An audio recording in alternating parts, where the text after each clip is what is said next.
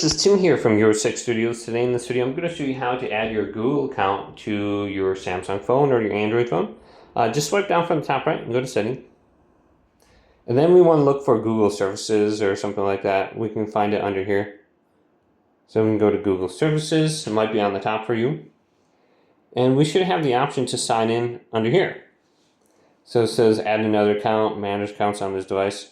We can go to add another account. And then just go through this process right here. So I can just type in this quick little easy password I have on my phone. Go to continue. And then you're going to have to sign in with the email address. And then go to next and follow that process. So you can have multiple different email addresses on your device. If you just tap that right there where I did, you can switch between them. So you just tap it right here and go in between them. And any kind of app you're using that's a Google app, make sure you just have the correct account selected. Now you can also go to Manage Accounts under here.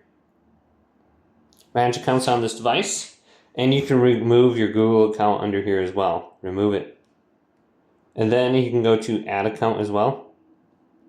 And you can add a Google account under here. And it'll bring you to the same area to log in. But hopefully this video did indeed help you out. If it did, leave it a big thumbs up and subscribe to my channel down below.